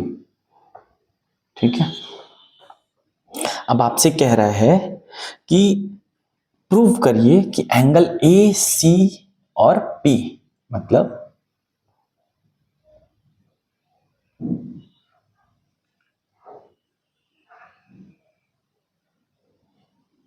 ये एंगल, ठीक है, ये एंगल कौन सा हो गया? ये वाला एंगल। ये एंगल बराबर है किसके? अगर Q को C से मिला दे और D को C से मिला दे, मतलब इस एंगल के बराबर है। ठीक है, ये दोनों एंगल कह रहे हैं कि प्रूव एंगल सी पी की value is equal to angle Q C D के बराबर है। ठीक है, हमारा क्वेश्चन यहाँ पे खत्म हो जाता है। अब आपको प्रूव करना है बच्चों, इस एंगल को मान लेते हैं x, ठीक है, और ये एंगल को मान लेते हैं y, ये एंगल को मान लेते हैं y डिग्री। आपको प्रूव करना है, prove y is equal to x, ये आपको प्रूव करना है। ठीक है बच्चों, इस क्वेश्चन को सॉल्व करने के लिए सबसे पहले थ्योरम 8 का यूज करेंगे। ठीक है, थ्योरम 8 क्या कहता है कि angles in the same segment are equal. ठीक है, मतलब अगर हमने दो पॉइंट्स ले लिए, ये है P और ये है A, और सपोज करो हमने P को A से मिला दिया, तो ये वाला जो पार्ट है ये फर्स्ट सेगमेंट है, इसको बोलते हैं माइनर सेगमेंट, और ये वाला जो सर्कल का पार्ट है इसको हम बोलेंगे मेजर सेगमेंट। ठीक है, तो अगर हमने दो पॉइंट्स ले लिए सेम सेगमेंट में, ठीक है, दो पॉइंट्स ले लिए सेम सेगमेंट में, मतलब हमें जो दो पॉइंट्स लेने हैं इस सर्कल के ऊपर लेने हैं। ठीक है, या तो आप दो पॉइंट्स इधर और इधर ले लो, ठीक है, या तो आप दोनों पॉइंट्स इधर और इधर ले लो। ठीक है, हमने सपोज किया कि दो पॉइंट्स ले लिए B और C। ठीक है, हम अपने क्वेश्चन के हिसाब से ही कर रहे हैं ताकि आपको समझने में आसानी हो। ठीक है, हमने क्या किया, P को पहले B से और ये मिला लिया, और फिर इसको इससे, इसको इससे। ठीक है, थ्योरम 8 क्या कहता है कि ये एंगल और ये एंगल इक्वल होगा, angles in the same segment are equal. ठीक है, तो अगर ये y है तो ये भी y होगा। ठीक है, यही कह रहा है बच्चों। यहाँ पे अपने फिगर में देखो, ये PCA ये हो गया, ये किसके बराबर है, PBA के बराबर, अगर BB सेम सेगमेंट में है तो। ठीक है, हमने BB सेम सेगमेंट में ले लिया, ऐसे समझो, एक कोई ऐसे हमने लाइन बना दिया। ठीक है, तो PBA जितना होगा उतना ही PCA होगा, तो अगर ये y है तो ये एंगल भी y डिग्री हो जाएगा। ठीक है, वैसे ही अब हमें क्या करना है कि हमें एक ऐसे सर्कल बना लो और मान लो कि ये D है, ये Q है। ठीक है, और हमने एक लाइन खींच दी, हमने एक कॉर्ड बना दी D और Q पॉइंट को लेके। ठीक है, तो अगर कोई भी दो पॉइंट अगर आप लेते हो, मान लो ये B पॉइंट है और ये C पॉइंट है, आपने D को C से मिला के ऐसे कर दिया तो एक एंगल ये बना, और आपने D को B से ऐसे कर दिया तो दूसरा एंगल ये बना। थ्योरम 8 क्या कहता है, angles in the same segment are equal, मतलब ये B और C सेम सेगमेंट में है। ठीक है, पहला सेगमेंट ये है, दूसरा सेगमेंट बाकी बचा हुआ सर्कल का पार्ट है, तो हमने B और C को सेम सेगमेंट में लिया, तो ये वाला एंगल और ये एंगल इक्वल होगा। मतलब अगर ये x है तो ये भी x होगा। बच्चों देखो, DCQ को हमने लिया हुआ है x। ठीक है, तो एंगल DBQ हो जाएगा x। ठीक है, बाय थ्योरम 8। यहां तक आ गई बच्चों बात समझ में। अब बच्चों हमें पता है कि अगर दो लाइंस ऐसे इंटरसेक्ट करती है तो ये एंगल और ये एंगल इक्वल होगा, बिकॉज वर्टिकली ऑपोजिट एंगल होता है। ठीक है, तो यहां से हम बोल सकते हैं कि PQ लाइन और ये P है, ये Q है, ठीक है, ये A है और ये D है। ठीक है, ये वाला जो पॉइंट है ये है B।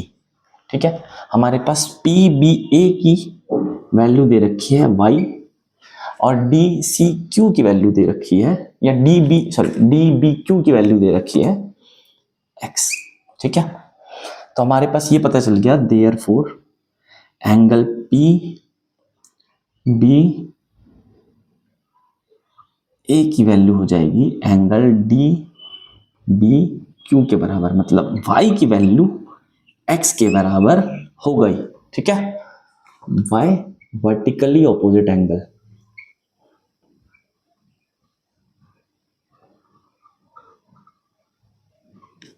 यही तो हमें प्रूव करना था, यही हमें प्रूव करना था। ठीक है, हो गया, बड़ा सिंपल सा।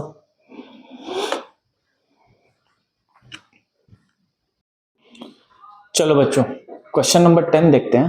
क्वेश्चन नंबर 10 क्या कह रहा है कि हमें सर्कल बनाने हैं और उन सर्कल का डायमीटर क्या होना चाहिए। एक ट्रायंगल की दो साइड्स है, जो दो साइड्स की लेंथ होगी वही उन दोनों सर्कल्स का डायमीटर होना चाहिए, हमसे ये बोल रहा है। If circles are drawn taking two sides of a triangle as diameter, मतलब अगर ये एक ट्रायंगल है, ट्रायंगल ए बी सी, आपको दो सर्कल बना रहे हैं taking two sides of a triangle as diameter, मतलब अगर आपने ए बी को एक डायमीटर मान लिया तो आपको एक सर्कल बनाना है, ठीक है, ताकि उस सर्कल की डायमीटर ए बी हो। तो हम बना लेते हैं।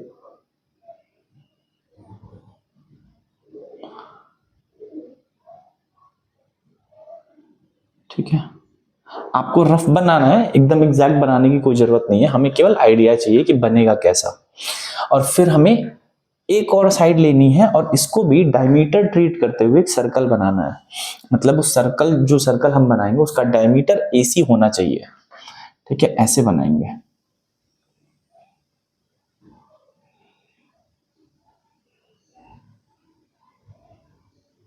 ठीक है, ये बन गया। आपसे कह रहा है prove that the point of intersection of these circles. बच्चों देखो, ये दोनों सर्कल, सर्कल इसको बोल देते हैं C1 सर्कल और इसको बोल देते हैं C2 सर्कल। ये दोनों सर्कल दो जगह पे इंटरसेक्ट कर रहा है, एक जगह ये रही और दूसरी जगह ये है। आपसे बोल रहा है prove that the point of intersection of these circles lie on third side, मतलब जो इन दोनों सर्कल्स का इंटरसेक्शन पॉइंट है वो तीसरी साइड पे लाई कर रहा है। मतलब दो साइड पे तो हमने सर्कल बना लिया डायमीटर लेते हुए, और तीसरी जो साइड है वो जो इंटरसेक्शन पॉइंट है वो यहाँ पे लाई कर रहा है। तो हमें इस इंटरसेक्शन पॉइंट की बात कर रहा है कि ये जो पॉइंट है ये यहां नहीं लाई करके कहीं BC लाइन के ऊपर लाई करेगा। ठीक है, तो ये पॉइंट यहां कहीं होगा। ठीक है, इस लाइन के ऊपर, हमें नहीं पता कहां है, हम मान लेंगे कि ये जो पॉइंट ऑफ इंटरसेक्शन मिला है वो अभी तो यहीं पे है, इसको हम D बोल देते हैं। ठीक है, इतनी बात क्लियर है। अब हमें ये प्रूव करना है कि ये जो D पॉइंट है ये BC लाइन के ऊपर लाई करता है। ठीक, हम क्या करेंगे, इसके लिए D को B से मिला लेंगे, ठीक है, और A को D से मिला लेंगे।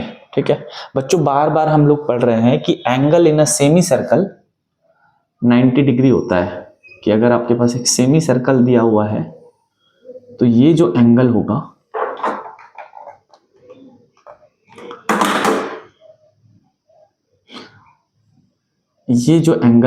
ये 90 डिग्री होगा। ठीक है, तो ये क्या होगा, ये 90 डिग्री होगा।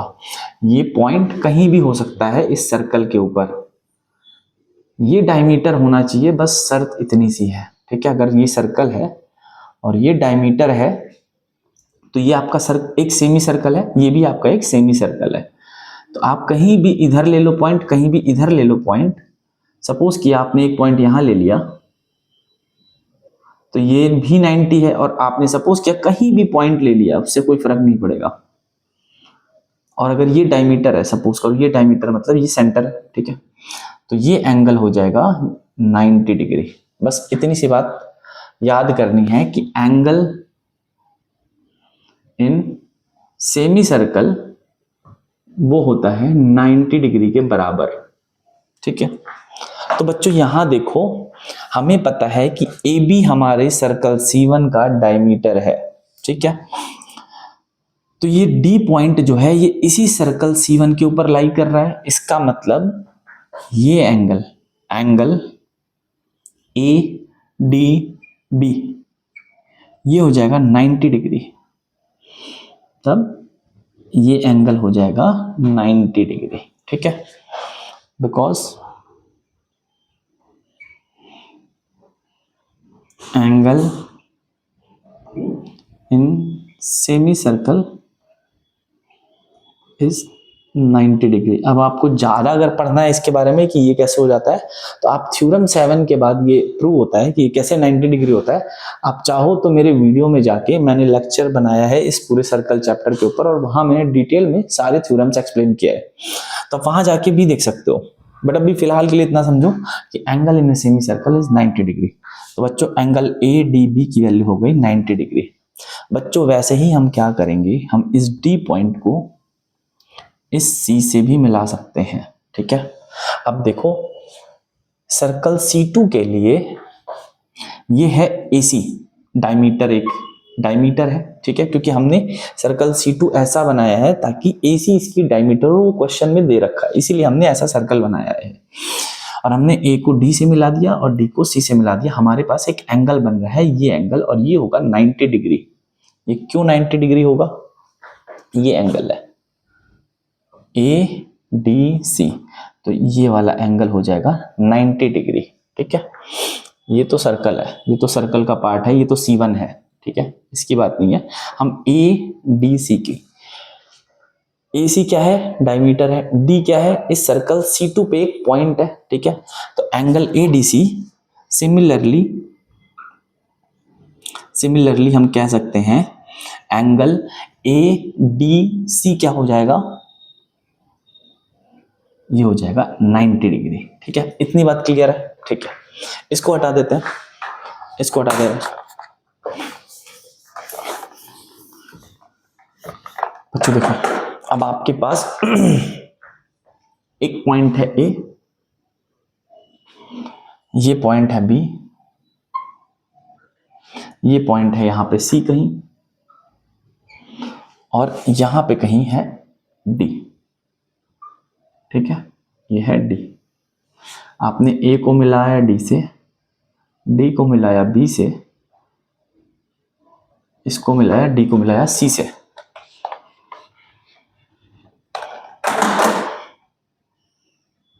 ठीक है। आपने अभी देखा कि एंगल ADB की वैल्यू क्या है, 90 डिग्री है, और एंगल ADC की वैल्यू क्या है, 90 डिग्री है। बच्चों जब भी ऐसा होता है कि अगर एक कॉमन आर्म है, ठीक है, AD एक कॉमन आर्म है, और बगल वाले एंगल, मतलब जो इनको बोलते हैं लीनियर पेयर ऑफ एंगल, इनका सम होगा, अगर ये x है ये y है, और x प्लस y का अगर सम 180 होता है, तो इसका मतलब ये BDC ऐसे नहीं होगा, ये BDC एक स्ट्रेट लाइन होगी अगर x प्लस y का सम, ठीक है। AD क्या है, एक कॉमन आर्म है, एंगल BDA की वैल्यू 90 है, एंगल ADC की वैल्यू 90 है, ठीक है। अगर ऐसा होता है तो ये जो बनेगा BDC, ये क्या होगी, एक स्ट्रेट लाइन होगी, ये ऐसी नहीं दिखेगी, ये कुछ ऐसी दिखेगी, ठीक है, स्ट्रेट लाइन है। अब स्ट्रेट आप B से C तो केवल और केवल एक ही स्ट्रेट लाइन बना सकते हो, ठीक है। तो जो D पॉइंट होगा वो BC पे ही लाई करेगा कहीं, क्योंकि B से BDC अगर स्ट्रेट लाइन होनी है और B से C केवल और केवल आप एक ही स्ट्रेट लाइन बना सकते हो, कोई भी दो पॉइंट के बीच में केवल और केवल एक ही स्ट्रेट लाइन बनती है। तो अगर BDC एक स्ट्रेट लाइन है, इसका मतलब D जो है वो BC स्ट्रेट लाइन पे लाई करेगा। मैंने B और C को ज्वाइन कर दिया और D जो होगा इसी लाइन के ऊपर लाई करेगा। क्यों? क्योंकि since angle BDA plus angle ADC की वैल्यू 180 डिग्री है, ठीक है, ये भी 90 है और ये भी 90 है, इसलिए देयरफॉर BDC क्या होगी, BDC is a straight line, ये स्ट्रेट लाइन बनेगी, ठीक है, समझ रहे हो बात। अगर BDC एक स्ट्रेट लाइन है, इसका मतलब D जो है वो BC लाइन के ऊपर लाई करेगा, therefore D will lie on BC, therefore D will lie on BC side, ठीक है। बहुत सिंपल सा था, हमने इन दोनों को ऐड करके देखा तो ये 180 है। अगर दो एंगल ऐसे दिए हैं, मान लो ऐसे दिए हैं, और इनका सम और इनका सम, दोनों का सम मिला के 180 होता है। जैसे सपोज करो ये 70 है, ये 110 डिग्री है, ठीक है। ये ए है, ये बी है, ये सी है, ये डी है। अगर एंगल ए बी डी और एंगल डी बी सी का सम 180 होता है, इसका मतलब ए बी सी एक स्ट्रेट लाइन होगी। ये ऐसी नहीं दिखेगी, कुछ ऐसी दिखेगी, ठीक है। गलत थोड़ा सा बना है, इसको आप ऐसा समझ सकते हैं। ये 110 है और ये 70 है, ठीक है। अगर ऐसा होता है तो ये वाला एंगल और ये वाला एंगल का सम कितना होगा, 180 होगा, ठीक है। 180 हो गया, इसका मतलब एबीसी एक स्ट्रेट लाइन होगी और ये ऐसी दिखेगी, ना कि ऐसी दिखेगी। आपको लग रहा है कि स्ट्रेट लाइन नहीं है, ठीक है, बट ये स्ट्रेट लाइन होगी, ये स्ट्रेट लाइन होगी। और अब आप ऐसे दिखा सकते हो इसको, ये 110 और ये 70, ठीक है, समझ रहे हो। तो वही सेम चीज यहाँ पे कॉन्सेप्ट लगा है। इन दोनों एंगल्स को बोलते हैं लीनियर पेयर ऑफ एंगल। जब आपने लाइन एंड एंगल पढ़ा होगा आई गेस 8th क्लास में, तब वहां पे ये सब सारी चीजें, जब एकदम बेसिक पढ़ते हैं लाइंस के बारे में, तब ये सारी चीजें बताई जाती है, ठीक है। तो आई होप कि आपको समझ में आ रहा होगा।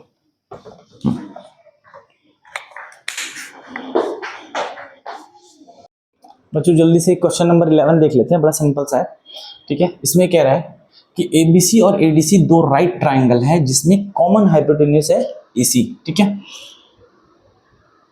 तो अगर ये एबीसी है, ये ए है, ये बी है और ये सी है, ठीक है, जिसमें हाइपोटेन्यूज क्या है, एसी है, तो 90 डिग्री होगा ये। और कह रहा है एडीसी भी एक राइट एंगल ट्राइंगल है, ठीक है, इसमें एसी एक हाइपोटेन्यूज है।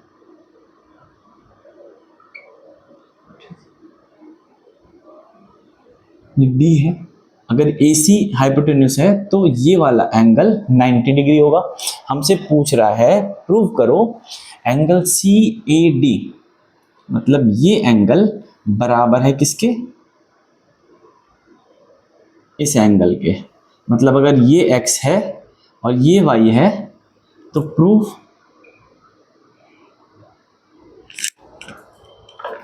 करना है, proof x is equal to Y, ये हमें प्रूव करना है, ठीक है। अब इसमें आप सोचोगे सर्कल के चैप्टर में ऐसा क्यों फिगर दिया हुआ है, तो इसको आप ऐसे समझ सकते हो कि एक सर्कल अगर है और उसमें अगर एक डायमीटर दी हुई है और हम कोई भी पॉइंट लेते हैं इस सर्कल के ऊपर और डायमीटर के एंड पॉइंट्स को मिला देते हैं, तो ये एंगल होगा 90 डिग्री। हम इसको बोलते हैं angle in semi circle will be 90 degree, ठीक है। सेमी सर्कल ये है, एक डायमीटर बना दिया, कोई एक पॉइंट ले लिया, ये एंगल हो जाएगा 90 डिग्री, ठीक है, समझ गए, ठीक। इसको आप ऐसे समझो, अगर हमने AC को डायमीटर लेते हुए एक सर्कल बना दिया, अब क्योंकि ये 90 डिग्री है, इसका मतलब ये वाला जो पॉइंट होगा B पॉइंट, ये सर्कल के ऊपर लाई करेगा।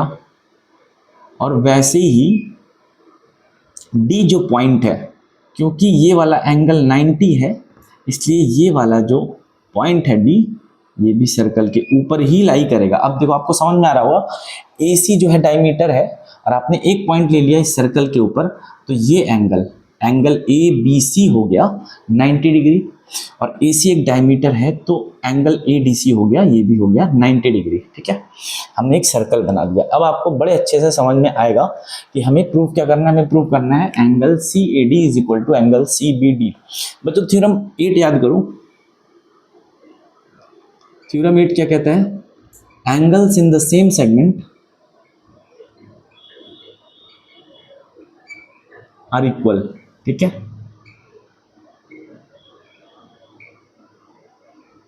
ठीक।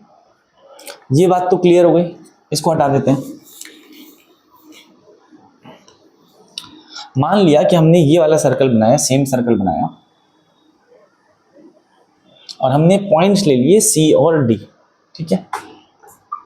ये है D और ये है C।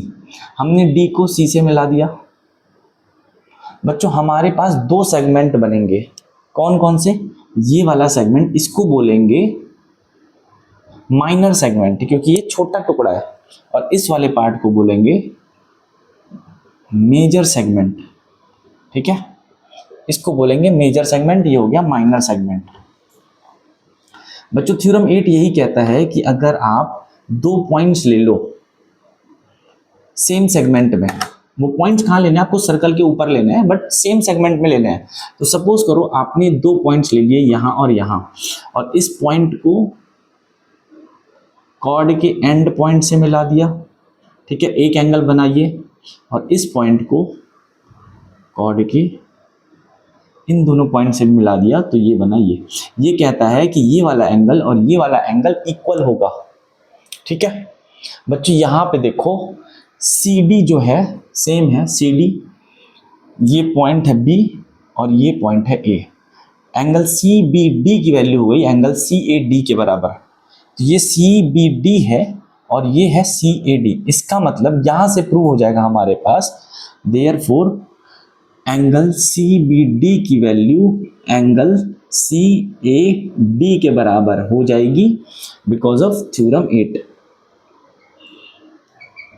थ्योरम 8, ठीक है, ये x और y दोनों इक्वल हो जाएंगे, x is equal to Y हो जाएगा। सेम फिगर बना हुआ है, बस ये वाली लाइन मैंने हटा दी है। ठीक है, ताकि क्लैरिटी रहे। ये बात समझ में? ठीक है, तो इसमें ट्रिक बस ये थी कि आपको एक सर्कल बनाना है। ठीक है, आपको पहचानना है कि हम AC को डायमीटर लेके एक सर्कल बनाएंगे, तो ये वाला एंगल 90 होगा, ये वाला एंगल 90 होगा, और B और D जो होंगे उस सर्कल के ऊपर लाई करेंगे। बस इतना सा हमको पहचानना है। ठीक, आगे बढ़ते हैं। चलिए बच्चों, क्वेश्चन नंबर 12 करते हैं। ठीक है, इसमें कह रहा है कि एक साइक्लिक पैरेललोग्राम है, उसको प्रूव करना है कि रेक्टेंगल है। ठीक है, तो मतलब साइक्लिक पैरेललोग्राम है, मतलब एक सर्कल के अंदर एक पैरेललोग्राम है। ठीक है, इसको मान लेते हैं ये पैरेललोग्राम बना हुआ है, और इसको ये है A, ये है B, ये है C और ये है D। मान लेते हैं ये पैरेललोग्राम है। ठीक है, पैरेललोग्राम है, इसका मतलब ये पैरेलल है इसके, और AD पैरेलल होगी BC के। ठीक है, आपको थोड़ा सा इसको और अच्छे से आप कर सकते हो, बट रफ फिगर है तो आप रफ की तरह ही समझना।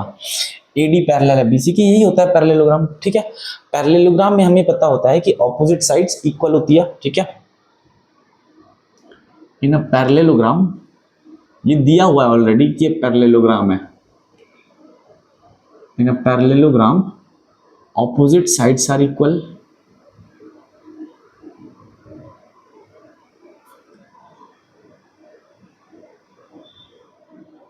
and opposite angles are also equal। ठीक है,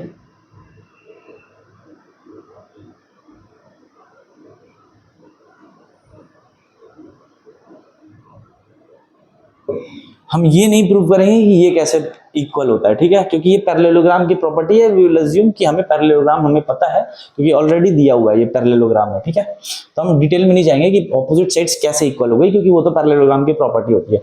हमें बस ये प्रूव करना है कि ये जो पैरेललोग्राम है ये रेक्टेंगल है।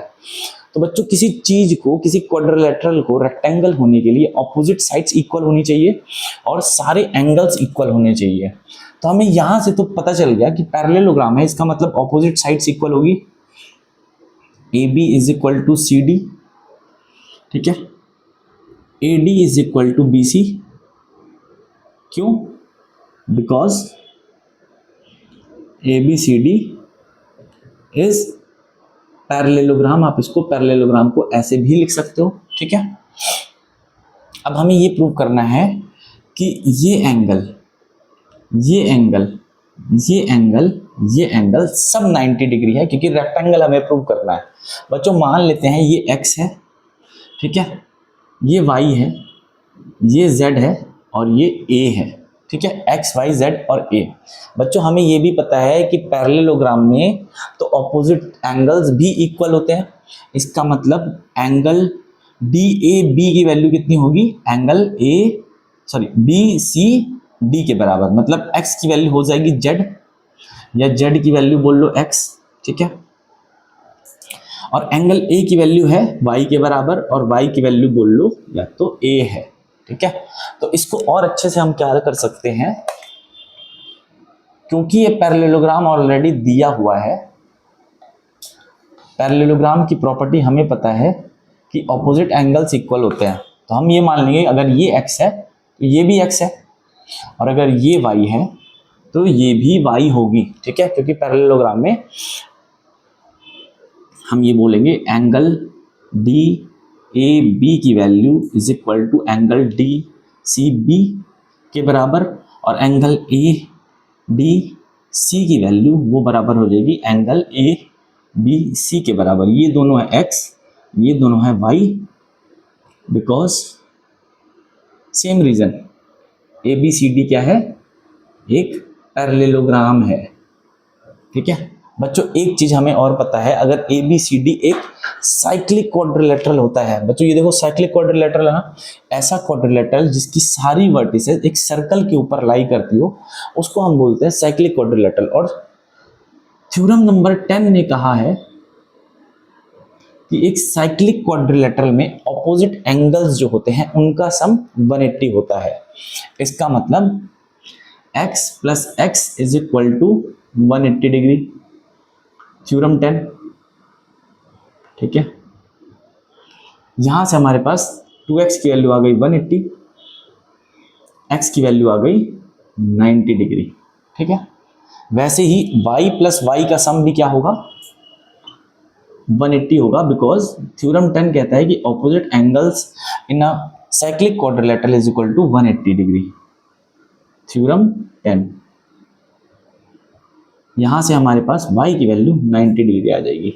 इसका मतलब x की वैल्यू 90 है, ये भी 90, ये भी 90, y की वैल्यू 90 है, मतलब ये भी 90 और ये भी 90।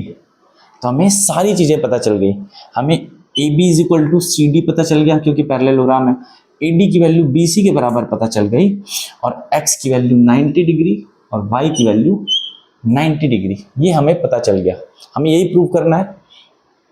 Hence A B C D क्या हो जाएगा, इज अ रेक्टेंगल,